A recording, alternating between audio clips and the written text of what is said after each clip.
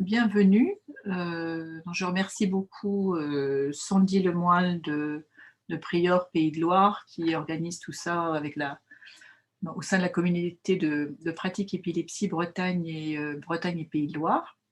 Et Sandy, vous venez de mettre un mot aussi dans le chat pour suggérer des questions ou des commentaires. Oui, tout à fait. Vous avez une zone de discussion en bas, donc n'hésitez pas à vous présenter dans cette zone et ensuite intervenir et poser vos questions qu'on pourra aussi relayer. Voilà, merci aussi à Ariane, l'association Passion Ariane. Ça fait plus de 10 ans maintenant qu'on travaille ensemble. Donc, c'est encore une autre aventure dans cette communauté de pratique aussi. On va essayer. Et Françoise Guilloire, qui est coordinatrice de parcours au sein de l'équipe Relais Handicap Rare Bretagne. On travaille de manière très proche également. Et voilà, Françoise, voilà, n'hésitez pas aussi à intervenir lors de la présentation. Et je suis Marie-Christine Poulain, je préside l'association de patients Épi Bretagne sur la Bretagne.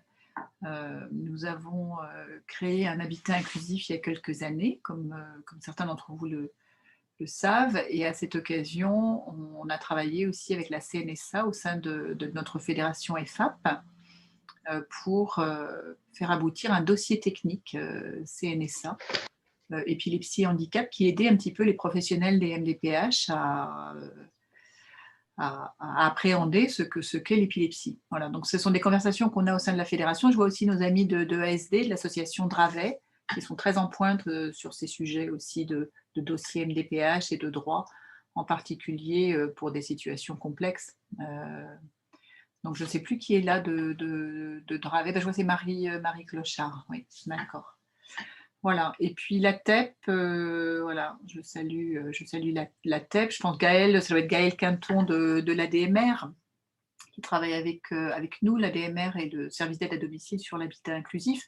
Donc les discussions autour des PCH et autour des droits, on en a régulièrement. Et puis je salue aussi nos 2 nouvelles arrivées au sein d'Épi Bretagne, Kelly Maclès, qui est chef du dispositif emploi, qui vient de commencer il y a 15 jours, et Fanny Rowe, qui techniquement ne nous rejoint que fin janvier, mais qui sera la responsable associative pour Épi Bretagne. Voilà.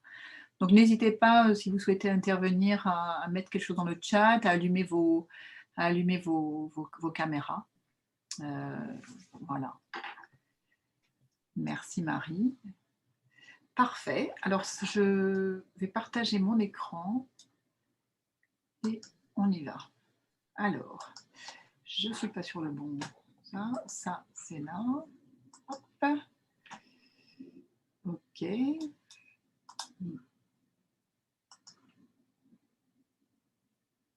Est-ce que techniquement tout va bien? Est-ce que vous voyez? Oui. Ouais, c'est parti. Bien. Très bien. Parfait. Je suis en plein écran? Non, là j'ai enlevé le écran. Ouais, là je remets. OK, c'est parti. OK, donc on va parler épilepsie, handicap et démarche MDPH. Nous avons créé en fait un guide usager sur la base de notre expérience et de nos discussions, et avec la fédération EFAP qu'on vient de lancer cet automne. Et les objectifs, c'était vraiment de permettre aux personnes concernées et aux familles d'être acteurs de leur santé, de mieux connaître leur épilepsie, de comprendre les besoins afin de pouvoir constituer un dossier de demande MDPH, et en répétant que le dossier de demande, c'est vraiment 2 facettes, mais qui doivent être complètement cohérentes, qui est un formulaire de demande d'un côté et le certificat médical. Et le but de tout ça, c'est d'avoir effectivement les compensations adéquates et de pouvoir arriver à une meilleure qualité de vie. Donc voilà un petit peu notre démarche au sein d'Épi Bretagne et avec nos amis de la fédération. Le guide usager, donc, il s'appuie sur ces 2 documents que sont le formulaire de demande, le certificat médical, des CERFA répertoriés, donc ce sont des documents officiels auxquels évidemment on peut rajouter toutes sortes de pièces jointes pour expliquer un petit peu quelle est la situation. Donc, notre démarche avec le guide, c'est vraiment, c'est bon, c'est d'attirer l'attention et la vigilance sur les éléments les plus importants. Vraiment de souligner le fait que c'est important d'être acteur de sa santé, et particulièrement pour l'épilepsie, parce que l'épilepsie, comme on le sait, c'est une maladie qui est très hétérogène et très multiforme. Et en fait, chaque cas est individuel.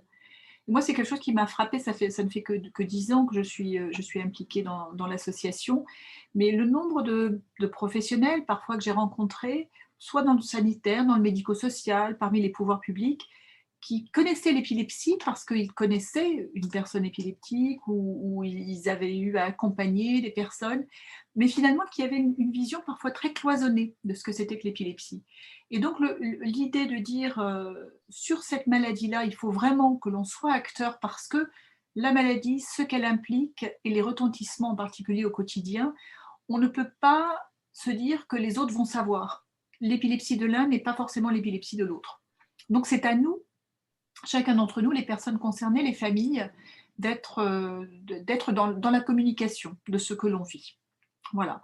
Alors, vraiment un point important par rapport à ce guide, c'est qu'il ne s'agit pas de proposer une formulation unique des renseignements pour toutes les personnes. Il ne s'agit pas de dire qu'il faut toujours cocher ces cases-là ou ne pas cocher celles-là. Loin de là. Hein. C'est vraiment pour développer une réflexion sur les retentissements de l'épilepsie, pour pouvoir communiquer les besoins et les souhaits.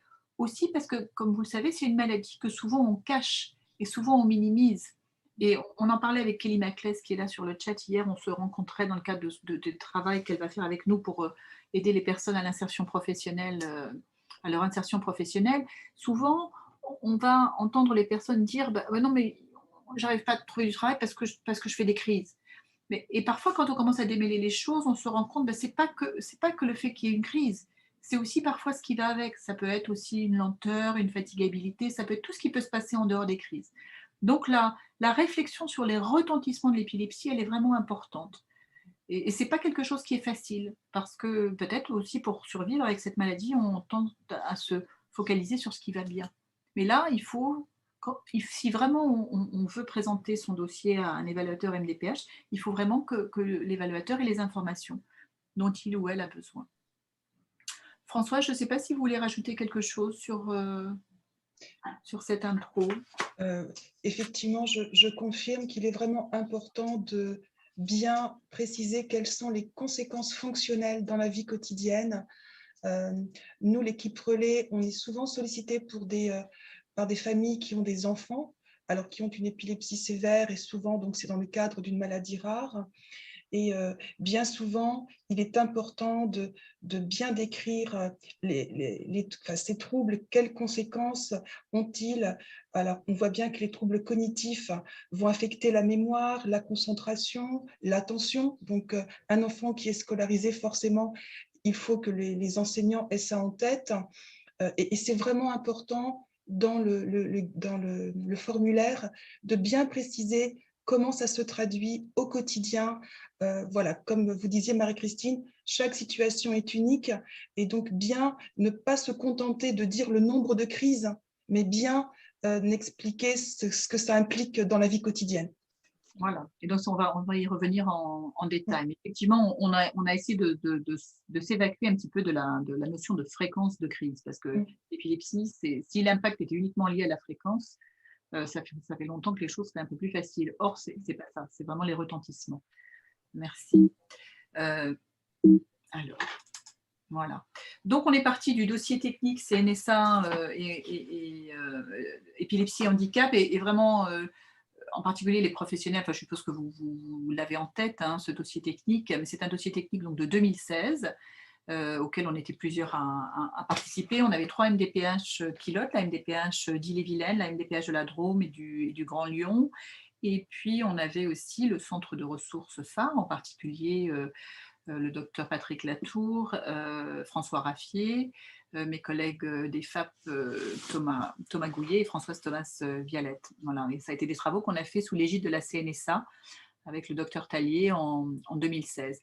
Mais avec ce dossier technique, on s'est rendu compte que finalement, ce n'était peut-être pas assez. Il fallait encore faire un autre pas pour que les évaluateurs aient vraiment les informations dont ils ont besoin. D'où le guide usager qui vient de sortir. Voilà, donc dans le dossier technique CNSA, il s'agit bien d'évaluer l'impact de la maladie sur l'activité de la personne et aussi sur le risque de mortalité ou d'aggravation de la situation de handicap. Donc cette notion de risque pour l'épilepsie, elle est très clairement identifiée par la CNSA. Voilà. Quand on a des crises qui provoquent des blessures ou un état de mal, risquer de mourir 2 fois par an ou tous les jours, ça implique des précautions en permanence. Et ça, c'est c'est le curseur qu'on a pu faire bouger, parce qu'en particulier sur le guide barème, il y avait cette focalisation sur les fréquences. Donc, on a pu, et c'est reflété dans le dossier technique, faire introduire cette notion de risque et les restrictions, les aménagements qui sont mis en place toute l'année. Donc, l'évaluateur MDPH, lui, doit pouvoir trouver les informations nécessaires pour évaluer impact et risque et proposer un plan de compensation. Là, je vous ai mis un petit schéma qui vient des FAP, de la fédération dont font partie ASD, et, l'association de Dravet, Épi-Bretagne, Ariane, nous sommes 19 en tout au sein des FAP, plus spécialisés sur le sujet du handicap au sein de l'épilepsie. Mais travaillons de manière très proche avec nos collègues d'Épilepsie France également. Ça, c'est un petit schéma qui a été fait en 2007 où un peu on segmente en fait les personnes épileptiques selon la façon dont les crises peuvent perturber l'activité.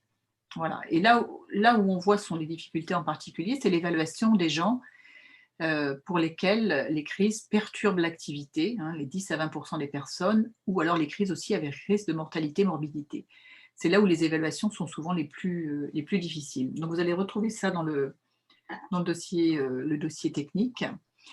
La façon aussi dont on parle aux évaluateurs MDPH dans ce dossier technique de l'épilepsie, c'est de dire, ben voilà, tout va dépendre aussi du type de manifestation qu'ont les personnes. Et donc, pour rappel, souvent, le type de manifestation va rester le même pour une personne donnée. Une personne peut avoir différents types de manifestations, et ça va des absences au mouvement. La crise qu'on a tous en tête, tonico-clonique, n'est pas du tout la plus courante. C'est la plus spectaculaire, mais ce n'est pas la plus courante. Et donc, selon ces manifestations, le type de manifestation, on va avoir un impact très différent. Une énurésie, par exemple, a un très très fort impact social. Donc ça, ce sont aussi des points qu'on a pu faire répertorier par la CNSA. Ça venait aussi dans le dossier technique CNSA, ça vient des travaux faits aussi avec Ariane, avec l'association de patients des Pays de Loire, en disant il faut peut-être un petit peu regarder l'épilepsie avec différentes temporalités. Prodrome, ça veut dire, voilà, est-ce qu'on sent ces crises venir? Alors, on parlait avant d'aura, mais on voit, nous, je pense au sein des assos, on voit clairement que les personnes qui sentent leur crise venir, les histoires de vie sont très différentes. Si on sent sa crise venir, on peut se mettre à l'abri, on peut se protéger, on peut s'asseoir par terre s'il y a risque de chute. Si on fait des mouvements bizarres, on peut socialement se protéger. On peut aller faire autre chose. On peut aller se mettre dans une pièce à côté, comme on a une de nos adhérentes en Bretagne qui le fait. Donc, il y a ce qui se passe avant la crise. Et là, pas tout le monde a un petit avertissement avant. Donc, il y a ce temps-là, il y a la crise elle-même, les manifestations, et puis il y a le temps de récupération aussi. Ça aussi, on a beaucoup insisté avec ça, et ça se retrouve dans le dossier technique. C'est le fait que pour certaines personnes, il faut une demi-journée de repos, voire une journée. Enfin, une crise, même si elle a lieu 3 fois par an, peut donner lieu à un temps de récupération très inhabituel.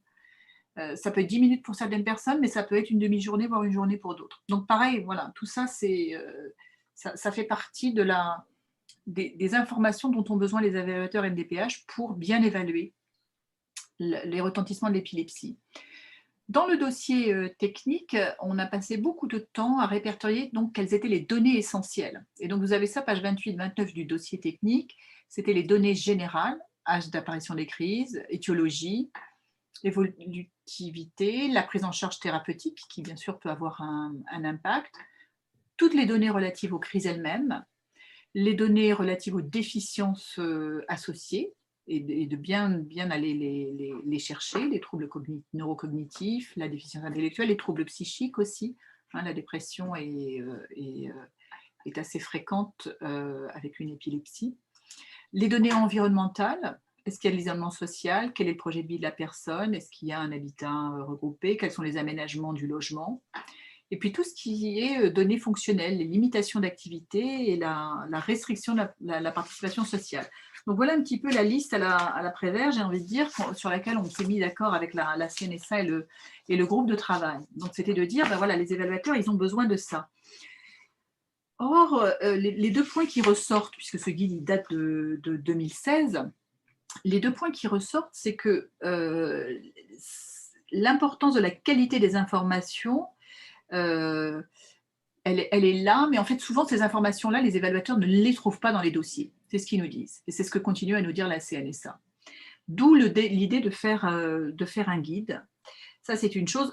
Ceci dit, là où on est aussi d'accord avec la CNSA, c'est de dire qu'il y a une nécessité d'information et de formation des professionnels de MDPH sur ce sujet. Et d'ailleurs, nous avons tout un travail qui va recommencer avec la CNSA aussi, de manière à voir ce que l'on peut expliciter. Mais la question de la formation des MDPH, c'est quelque chose qui nous tient à cœur. Et au sein des FAP, on vient aussi de faire une formation dans le cadre de la stratégie TSA et TND, donc autisme et troubles du neurodéveloppement. Il y a toute une série de webinaires qui a été faite vers les professionnels MDPH. Et avec ma collègue Françoise Thomas-Violette, on a animé un webinaire avant l'été où on avait 400 évaluateurs MDPH en ligne, justement sur le dossier technique et les évaluations des personnes avec épilepsie. Ce qui était assez édifiant, c'était de voir le chat. Et je vous invite, ils sont disponibles, tous ces webinaires, donc il y en a sur l'autisme, il y en a sur l'épilepsie, sur différents troubles 10. Ce qui était assez édifiant sur le chat du webinaire épilepsie, c'était de voir qu'entre évaluateurs, la connaissance de l'épilepsie, de ses impacts et aussi des compensations justifiées n'était pas forcément acquise. Et entre évaluateurs, il y avait des positionnements très différents. Donc, on voit bien que nous, on a besoin de communiquer aussi sur tout ça. Voilà. Donc, le dossier de demande, je pense que en regardant un petit peu la liste des personnes présentes, c'est un sujet que vous connaissez. Hein. Donc, il y a six parties. Et en particulier, nous, on s'est attaché à développer un petit peu la partie sur la vie quotidienne. Alors, je ne sais pas, est-ce que vous voyez clairement sur vos écrans? Ça, c'est utile. D'accord. Donc, sur le guide, que je ne me trompe pas entre mes outils, donc sur le guide usager, on s'est attaché à faire ressortir en particulier les sections sur lesquelles il est important de se poser. Et donc, la section « Vos besoins dans la vie quotidienne », pour nous, c'est la rubrique la plus importante du formulaire, en fait. Et le meilleur conseil qu'on peut tous donner aux familles, et que ce soit les professionnels ou les familles qui sont directement concernées, ou les familles aidantes aussi, hein, parce que je crois qu'il y a beaucoup de pères aidants au sein du groupe de ce midi, hein, c'est vraiment de conseiller aux personnes qui vont remplir ce dossier, de vraiment de prendre leur temps, d'avoir l'aide d'un proche, de travailler ensemble entre eux, la personne concernée, son entourage, l'aidant professionnel, voire les assos comme Ariane ou comme Épi-Bretagne. Hein, et de se dire, par exemple, sur tout ce qui est les besoins pour la vie à domicile, de vraiment se poser les bonnes questions. Est-ce qu'on a besoin de se faire rappeler de régler les factures d'eau ou d'électricité? Hein, ce genre de petits troubles neurocognitifs qu'on va souvent retrouver avec l'épilepsie, c'est vraiment le moment sur ce formulaire de s'arrêter et de se poser toutes ces questions-là. Qu'est-ce qui se passe avec le budget? Tout ce qui touche à l'hygiène corporelle, ça aussi c'est vraiment important. Ça c'est une autre dimension, mais c'est la notion de surveillance qu'il faut absolument introduire dans ces dossiers MDPH. Voilà. S'il y a besoin d'une surveillance humaine lorsque vous prenez votre douche, il faut faire rentrer dans les cases cette notion de surveillance. De la même manière pour préparer les repas. Et j'en parle en connaissance de cause. Nous, c'est ce qu'on vit. J'ai un grand frère qui est épileptique. Quand Dominique prend sa douche, il y a toujours quelqu'un dans l'appartement. Quand il est en vacances, quand mes enfants étaient plus jeunes avec nous en vacances, si moi il fallait que je parte faire autre chose, j'avais toujours un enfant dans la pièce à côté qui savait ce qui se passait. Voilà, et qui pouvait venir nous chercher en disant « Ah », et ça m'est arrivé plusieurs fois. de dire maman, je crois que tonton est tombé. Donc c'est moi qui allais dans la douche récupérer mon frère nu pour l'aider, pas l'enfant. Mais ça c'est notre quotidien. Et ça, c'est vraiment à faire ressortir ce côté de surveillance sur les temps à risque, où on a des risques de noyade, ça c'est vraiment important. De la même manière, préparer les repas. On a aussi l'exemple d'une adhérente qui, elle, fait des crises où elle part comme ça. Et elle s'est retrouvée un jour avec un épluche légumes, son frère avec le bébé dans les bras juste à côté, qui a dû poser le bébé par terre pour lui récupérer l'épluche légumes des mains avant qu'elle ne se blesse. Donc ça, tout ce qui va comporter un risque, c'est cette notion de risque qu'il faut faire rentrer aussi dans les cases de ces formulaires. Évidemment, faire le ménage, l'entretien des vêtements, le repassage, ça va faire partie des activités à risque. Peut-être on peut juste se poser là. Est-ce que vous avez des questions ou des remarques sur ces éléments-là?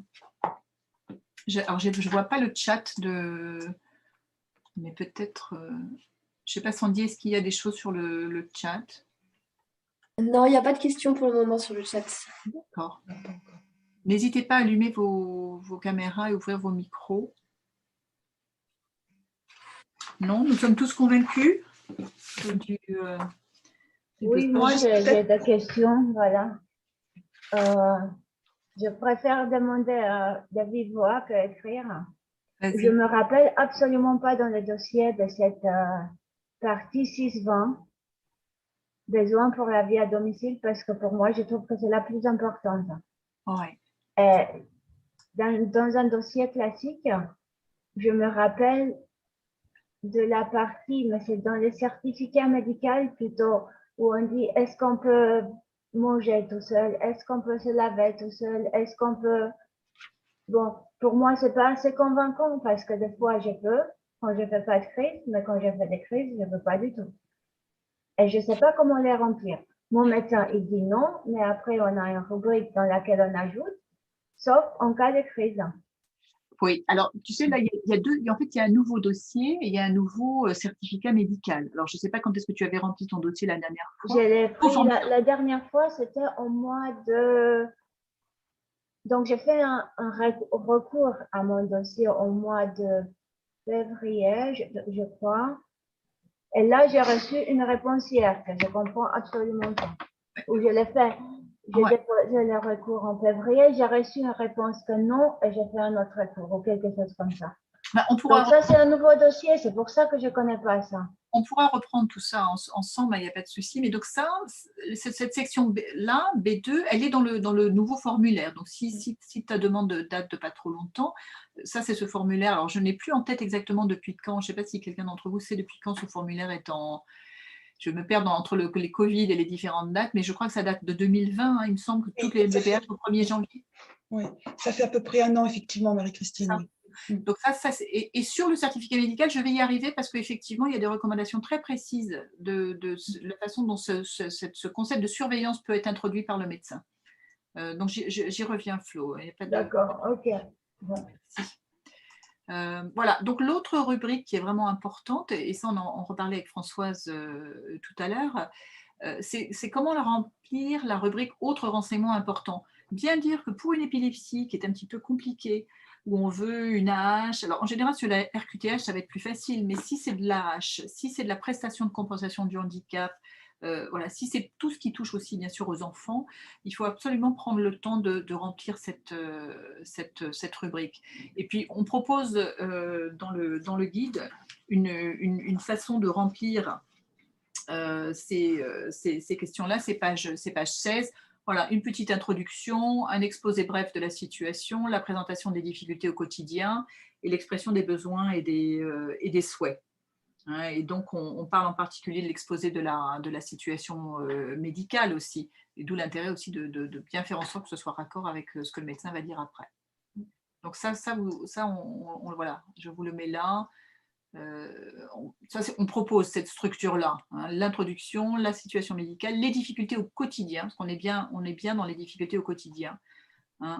Décrivez les difficultés rencontrées en lien direct avec la maladie et les crises. Décrivez les difficultés liées à la période après une crise. On a vu que le post-crise peut être parfois très compliqué. terminer par les difficultés vécues en dehors des crises liées à la gestion de l'épilepsie. Par exemple, si on a des troubles cognitifs, ce n'est pas évident de gérer une épilepsie. Il faut qu'on minimise le stress, mais si on ne se souvient plus de ses rendez-vous, on a du mal à planifier ces choses, ça crée des situations de stress qui peuvent donner des crises.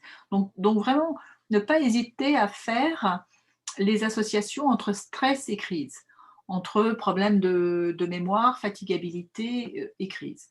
Et en particulier sur les problèmes de mémoire, l'oubli-traitement est évidemment quelque chose de fondamental.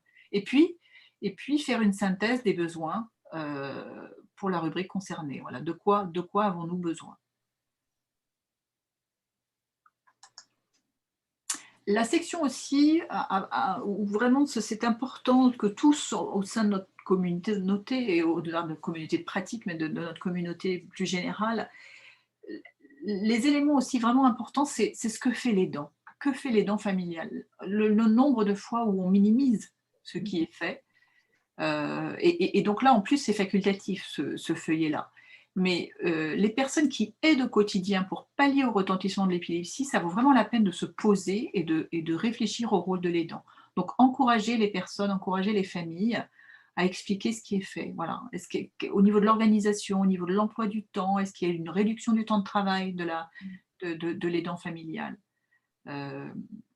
Ça, c'est vraiment important de décrire ce que fait l'aidant pour pouvoir faire ouvrir les droits, mais aussi pour mettre en place un soutien pour l'aidant.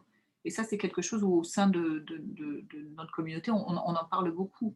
Hein. Qu'est-ce qu'on va pouvoir mettre en place comme répit pour les aidants familiaux? Il faut aussi que toute cette dynamique autour de la formation des aidants, de l'accompagnement des aidants, on s'y inscrive aussi pour l'épilepsie. Et ça passe aussi par le faire remonter sur les dossiers MDPH. Voilà, donc pareil, voilà, situation de l'aidant familial, cochez les cases correspondant à l'aide que vous apportez à votre proche, en particulier, hein, cochez surveillance, présence responsable, hein, c'est sur la page 19 du formulaire de demande, ça, donc sur l'épilepsie, c'est assez incontournable. Hein. Surveillance, aide à la préparation des repas, ne pas hésiter à expliciter. Tout ce qui est coordination des intervenants professionnels, d'accompagnement aux rendez-vous médicaux, pareil. Voilà. Après, chaque cas est individuel. Ici, ce sont que clairement des suggestions, mais c'est ce qu'on se dit sur l'épilepsie, ce sont les situations les plus fréquemment rencontrées. Voilà. J'en viens au certificat médical. Peut-être avant, François, c'est un commentaire? Et puis surtout, on a une question, là peut-être qu'il est bon d'y répondre. Donc c'est une maman qui parle. Êtes-vous sûr que les évaluateurs prennent le temps de lire les textes? On a le sentiment que le nouveau formulaire est prévu pour être lu par un ordinateur et qu'il attribuera les compensations en fonction du nombre de cases cochées.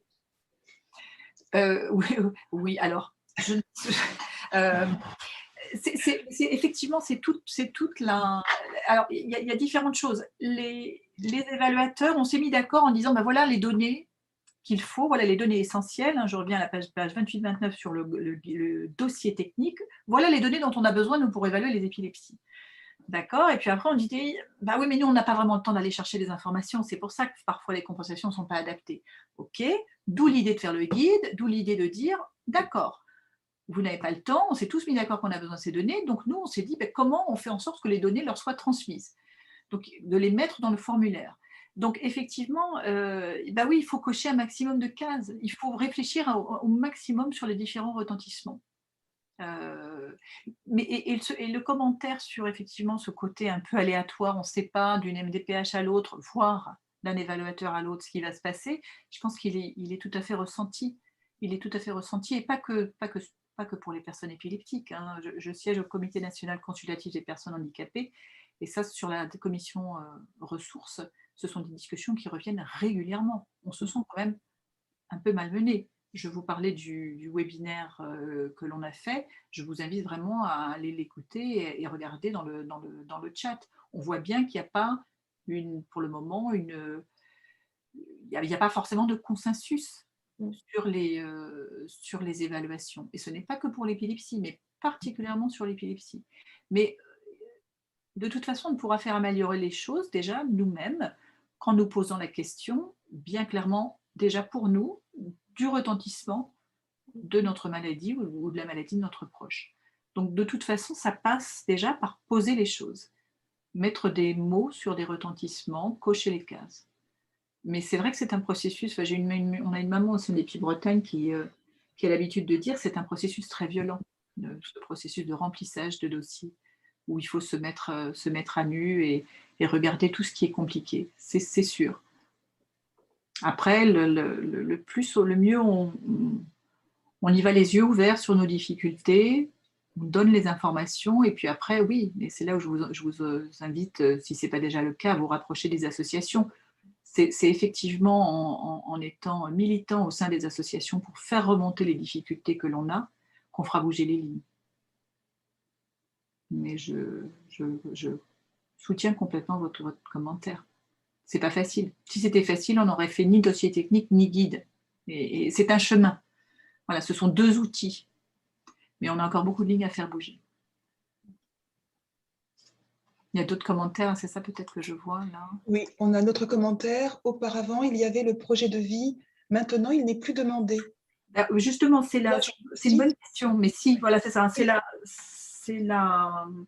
ce que nous, on met sur la page 16. Alors, ça correspond, je ne sais plus sur quelle page c'est sur le formulaire, mais c'est la page qui est met autres renseignements importants sur le formulaire. C'est la page 8. C'est la page 8 du formulaire. Hein, vous avez une grande case blanche là, autres renseignements importants. Mais c'est là où vous pouvez mettre votre projet de vie. Et on vous donne dans le guide une idée de structure. Et c'est important de le remplir. Excusez-moi, vous pouvez aussi tout à fait joindre une page blanche avec le projet que vous détaillez en prenant la trame, qui est très bien faite, la trame proposée dans le guide, où effectivement, vous exposez bien les difficultés rencontrées. Et n'hésitez pas aussi peut-être à joindre les bilans pour que l'équipe d'évaluation puisse bien mesurer les besoins. Les bilans peut-être qui ont été réalisés, s'il y a eu un bilan neuropsychologique ou un bilan psychomoteur. Enfin, il y a dans les conclusions, souvent, il est bien pointé quels sont les besoins. Donc, n'hésitez pas à aussi fournir ce genre de documents. Tout ce qui va pouvoir effectivement aider. Et de la même manière, sur le certificat médical, ne pas hésiter vraiment à prendre les choses en main. Ce qu'on entend souvent du médecin, c'est, écoutez, trop souvent, le patient nous sort, ou la famille nous sort le certificat médical 5 minutes avant la fin de la consultation. On dit « Ah bah oui, puis docteur, j'avais ça aussi ». Alors, évidemment, les médecins sont en difficulté. Donc, les conseils, c'est d'une part de ne pas cacher les difficultés, les conséquences de la maladie au quotidien aux médecins, parce qu'à nouveau, il va falloir que le certificat médical soit raccord avec le formulaire de demande. Le médecin que vous consultez, ça peut être le neurologue, ça peut aussi être le médecin traitant. C'est en fait, ça, quand on connaît aussi bien sûr les difficultés parfois d'accès dans certains endroits dans un délai raisonnable à un neurologue, surtout si on va demander un temps spécial pour remplir un dossier, parfois le médecin traitant peut être la bonne piste. Mais comme disait Françoise, on peut tout à fait envisager de donner des compléments d'information. Donc par exemple, le dernier compte-rendu du neurologue que le neurologue aura envoyé au médecin traitant peut être aussi mis en annexe en fait, à la demande. Hein, donc, de prendre le temps, de ne pas attendre la fin de la consultation pour présenter le certificat médical, et puis de bien expliquer au médecin que ce n'est pas un certificat médical comme les autres, et qu'en fait, il est déterminant pour l'évaluation de la demande MDPH. Au sein des MDPH, on voit que surtout pour quelque chose comme l'épilepsie, où en fait, on dit, mais c'est quand même un problème neurologique, c'est une maladie, donc l'équipe va assez rapidement, si elle est en difficulté, se tourner vers le médecin. D'où l'important que les médecins au sein des MDPH, on leur présente aussi tout ce qui est à propos des retentissements. Voilà. Il faut que ce soit sur le certificat médical. Voilà, donc le certificat médical, comme le formulaire, il est en différentes parties, donc là il y a 7 parties, et la partie qui nous intéresse le plus, c'est évidemment ici le retentissement fonctionnel ou relationnel.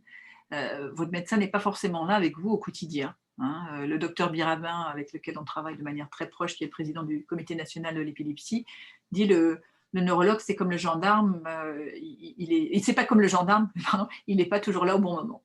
Voilà. Donc, sur toute cette question des retentissements, et j'en reviens, Flo, à ce que tu disais, dans certaines rubriques, il est demandé aux médecins d'évaluer les capacités à réaliser certains actes de la vie quotidienne en utilisant une grille avec A, B, C, D. Et systématiquement, s'il y a besoin d'une surveillance, nous, notre conseil très formel, et ça c'est avec des discussions aussi avec la CNSA, hein, c'est de dire si vous bénéficiez d'aide humaine, par exemple la surveillance, ne pas hésiter à faire cocher « réaliser avec aide humaine ». Une surveillance, c'est de l'aide humaine. Hein, donc il y a cette catégorie C, ça ne veut pas dire que la personne fait à votre place, mais elle est là pour vous aider. Et en particulier, on va retrouver ça, alors je pense que c'est la dia d'après. Voilà. Le médecin traitant, le médecin qui remplit le certificat, il me remplit toujours à mon avis, même s'il sait que c'est réalisé avec aide humaine, il ne sait même pas ce que ça veut dire cette catégorie C. Et Pour oui. moi, ils ont toujours rempli A, et là, dans la rubrique précision, sauf en cas de crise, quand il y a une aide. Et je ne pense pas que c'est bien de remplir A, parce que vraiment, je ne suis pas en forme tout le temps. C'est ça. Et il faut demander au médecin de remplir C, et pour lui expliquer pourquoi. Et à la limite, tu as le guide pour lui expliquer pourquoi. Tu as ça dans le guide. Ne pas hésiter à cocher C avec aide humaine, si surveillance en particulier. Sauf si je suis présente, parce que moi aussi, je fais un peu pareil. Je vais lui dire en fin de consultation, j'ai un dossier à remplir, il va me dire laissez-le sur la table, je vais le remplir et vous l'envoyer par la poste. Mais tu vois, c'est là où il faut s'arrêter et dire, écoutez, c'est compliqué, on voit bien que sur l'épilepsie, on est en train de faire bouger les droits. C'est pas parce que c'est quelque chose qui se passe de temps en temps que ça n'a pas un impact immense sur la vie quotidienne. Et ça, ce sont des éléments qui sont clés. Parce qu'après, tu peux mettre tout ce que tu veux dans le formulaire de demande. Si ton certificat médical minimise, en fait, n'explique pas ce qui se passe au quotidien, c'est demander beaucoup d'un évaluateur MDPH de dire non, je vais peut-être ignorer le certificat médical, je vais vraiment me concentrer sur ce que dit la personne, sur son retentissement. C'est pas comme ça que ça se passe. Et de toute façon, ce dialogue avec le médecin, il est important. Mais, oui, c'est important, oui. Ouais. Mais bon, pas tous les médecins, ils sont volontaires de discuter ça avec nous. J'allais poser une question, je l'ai écrite, mais je ne l'ai pas envoyée. Est-ce que c'est plus important qu'un épileptologue remplisse ce certificat comme médecin traitant? Est-ce qu'on accorde plus d'importance à ce certificat s'il est rempli par l'épileptologue ou non? Ça dépend. C'est pour ça que je te disais, ce qui est important, peut-être, c'est d'avoir au moins le compte-rendu de l'épileptologue. Mais honnêtement, sur les retentissements, ça peut très bien être le médecin traitant qui a une meilleure vue et l'évaluateur MDPH, du moment qu'il trouve les informations, je ne pense pas qu'il fait forcément voilà, il va placer la parole de l'épileptologue plus haut que celle du médecin traitant, pas nécessairement.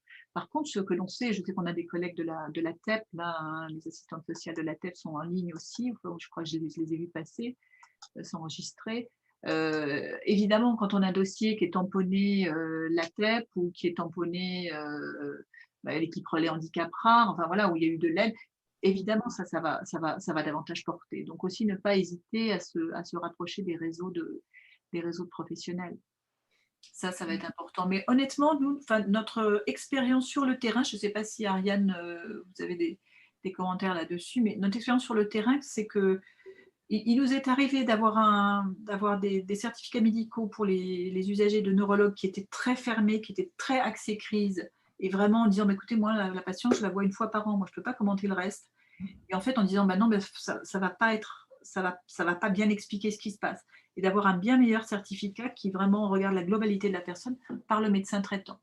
Ça nous est... Et de l'autre côté aussi, un médecin traitant débordé, qui est en difficulté à faire face à l'épilepsie, qui déjà ne voit pas, et un épileptologue qui connaît bien son patient. Oui, mais il n'y a pas tous qui veulent le faire. Par exemple, mon épileptologue à Tours, professeur Toffol, il m'a dit, moi, je ne m'occupe pas de ça. Allez voir votre médecin traitant, alors que le docteur Ricard, il a voulu très bien remplir mon dossier. Ouais. cette année, j'en ai envoyé deux, un de professeur Bartholomé de Marseille et un de docteur Ricard. Et ils ne correspondaient pas tout à fait, cet entretien personnel. D'où effectivement l'intérêt des acteurs de sa santé, quitte à ce que font certaines familles, c'est qu'ils pré-remplissent. Voilà. Oui, c'est ça qui est bien, qu'on les remplit son crayon et puis qu'on dit au médecin de... Ouais. On y réfléchit selon le cadre. On ne donne pas, on ne se permet pas de donner au médecin noir sur blanc quoi faire, mais on y a réfléchi. On connaît l'impact. Ouais. Et voilà, et c'est un élément de discussion, d'y avoir réfléchi, voire d'avoir mis des petites choses au crayon, ça permet d'avoir la discussion. Mais merci de ton témoignage parce que ça illustre complètement la réalité. C'est vraiment ça. Hein, quel médecin, ça dépend. Et comment on s'y prend, ben effectivement, ça dépend aussi. Mais le plus on peut se faire étayer par aussi un centre expert, voire une association, ça peut améliorer la compréhension de l'évaluateur. D'accord, merci. Par rapport à cette question du certificat médical, une famille précise, nous, on remplit à l'avance le certificat pour le médecin, on lui explique et on lui demande sa signature.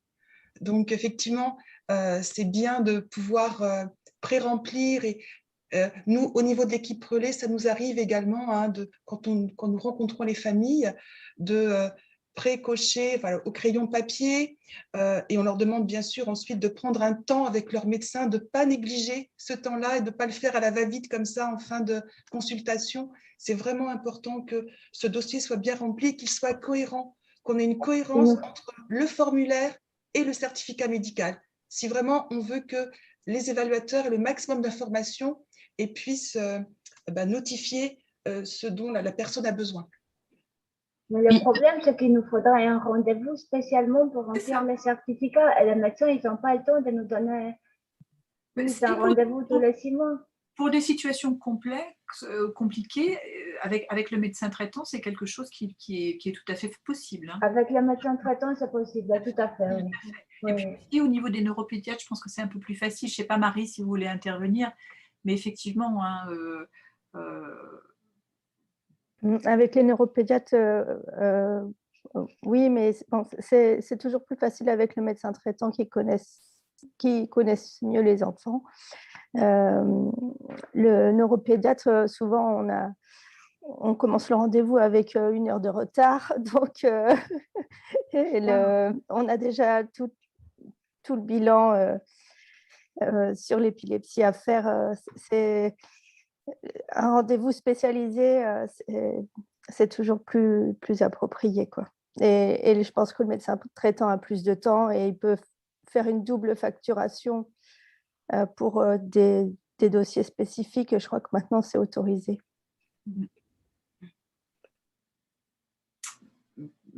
Merci, c'est un témoignage important et c'est vrai que l'association Dravet, vous êtes assez en avance sur tout ça aussi. Hein, je ne sais pas si on peut dire qu'on est en avance, on est confronté très tôt, puisque l'épilepsie, elle se développe la première année de vie. Donc, les parents, on est confrontés très tôt à la rédaction de ce type de dossier. Ça ne veut pas dire qu'on est les meilleurs sur leur rédaction. Non, mais ce sont des questions sur lesquelles vous vous penchez depuis longtemps. Et d'ailleurs, au sein de la fédération EFAP, il y a un commentaire, on en parlait avec Françoise Guilloire aussi, c'est que le guide tel que on l'a préparé, comme je vous le disais, pour des personnes qui sont relativement autonomes. On est en discussion au sein de la fédération EFAP en disant il nous faudrait peut-être aussi un peu un guide peut-être pour les situations les plus complexes et en particulier les discussions sont avec vos collègues de l'association Dravet. Voilà, est-ce qu'on a peut-être un petit document à faire soit par Dravet, soit par d'autres associations de syndromes dans les cas les plus complexes en fait. Donc on est en discussion sur ça. Donc ce sujet des droits, c'est quelque chose qui bien sûr nous tient à cœur parce que c'est ça qui va changer la qualité qui va améliorer la qualité de vie, qui va vraiment nous donner les soutiens dont on a besoin. Hein, donc je vous ai remis ça. Donc je reverrai comment les connexions se font. Je pense que au niveau Ariane, vous me disiez avoir des soucis sur le code QR. En principe, ce n'est pas le cas. Mais sinon, vous trouvez le dossier. Si vous tapez EPI Bretagne ou EFAP guide usager, vous allez arriver sur notre page de téléchargement. Voilà. Et puis, ce qui est important, c'est peut-être qu'on se dise aussi tous, là et de manière plus générale, de continuer le dialogue sur les difficultés que l'on a sur certains dossiers MDPH. Ça, c'est une réflexion qu'on a aussi au sein des FAP, de se faire des retours sur les dossiers MDPH qui vont poser souci. Donc, si vous avez des questions, des suggestions par rapport au guide, puisqu'on va essayer d'en faire une version pour des situations peut-être plus complexes de personnes moins autonomes.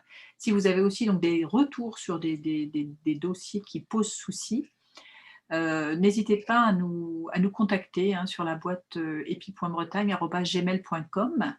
Et c'est le genre de sujet dont se saisira Fanny Rowe, qui nous rejoint au sein d'EPI Bretagne fin janvier.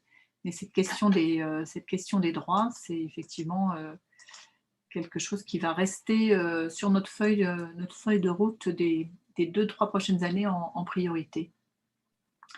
Françoise, est-ce que vous avez…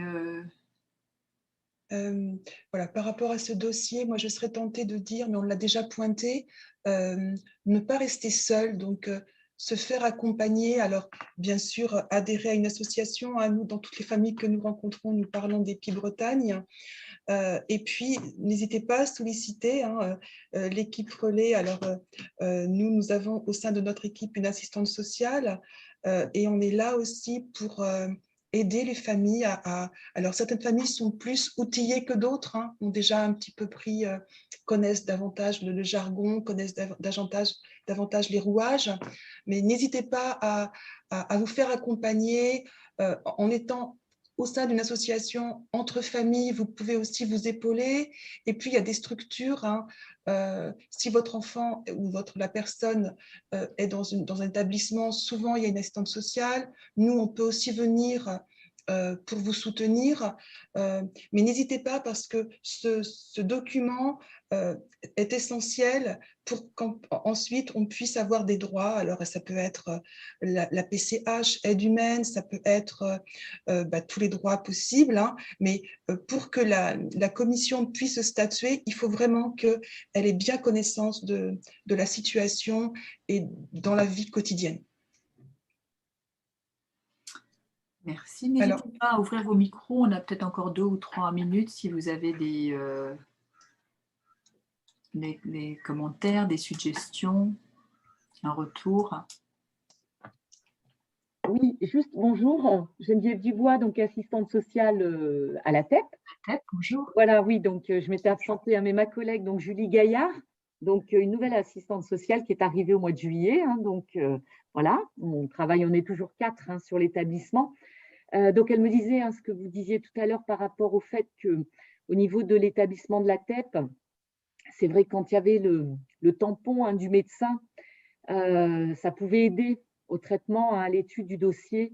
Donc, c'est vrai que nous, on se rend bien compte quand on envoie des dossiers à la MDPH, à toutes les MDPH, quand il y a des comptes rendus d'hospitalisation, les bilans d'atelier, les bilans de l'unité d'observation neurologique, l'étude du dossier peut aller des fois un petit peu plus vite et puis aller vers justement le plus au niveau des droits. En tous les cas, on a des réponses peut-être plus adaptées et un petit peu plus favorables, parce qu'on revient souvent sur des dossiers qui ont été rejetés et le fait que nous, on intervienne, qu'on joigne des bilans, ça peut aller dans le sens, en effet, de la demande des usagers. C'est vrai.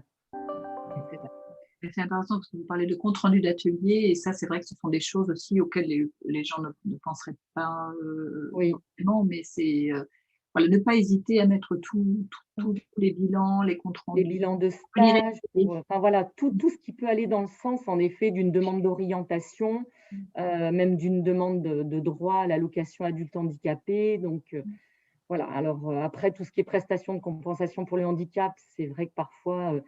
c'est peut-être là-dessus on a le plus de mal à faire valoir ce droit-là quand on envisage des retours à domicile, pour des aides humaines. Donc, on accentue beaucoup la nécessité de surveillance, hein, c'est vrai.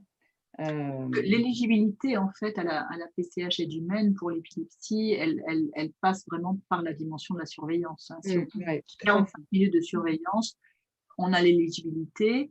Et après, au niveau de ce qui est possible, c'est là où on est, enfin même ceux d'entre nous qui sont, j'ai envie de dire, les plus aguerris, c'est pour les personnes relativement autonomes, c'est là où on est encore en pleine discussion et c'est là où on voit encore au sein des MDPH de grandes disparités. J'ai envie de dire, on en voit aussi même, ne serait-ce que pour accepter les 45 minutes de surveillance et d'éligibilité dans certains cas. Hein. Et donc c'est là vraiment où on va vraiment travailler et c'est ce qu'on essaie de reprendre aussi avec la CNSA. Alors on réfléchit à différentes choses. Quand je dis on, c'est au sein de la fédération ELFA, avec nos partenaires. Voilà, et puis donc la délégation interministérielle autisme et troubles du neurodéveloppement qui nous a bien appuyé aussi, puisque c'est dans ce cadre-là qu'on a pu faire ce webinaire PCH. Donc on réfléchit à certaines choses, mais peut-être avoir des petites vignettes, avoir des histoires de vie. Alors pas pour dire dans dans ce cas-ci, on a le droit à tant d'heures, non, mais pour donner des illustrations.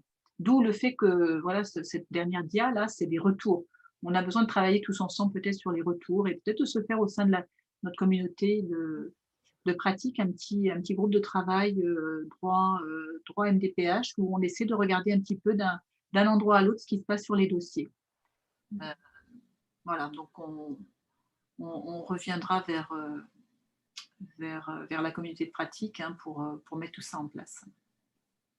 Et c'est vrai qu'on travaille de plus en plus aussi avec les équipes relais. Alors, le centre de ressources phare, en effet, bon, il est sur l'établissement de la TEP, mais maintenant, dans nos conclusions socio-éducatives, hein, quand on aide des usagers dans leur dossier, on insiste aussi sur les équipes relais, sur la nécessité de s'appuyer aussi, parce qu'ils ont aussi une connaissance du territoire.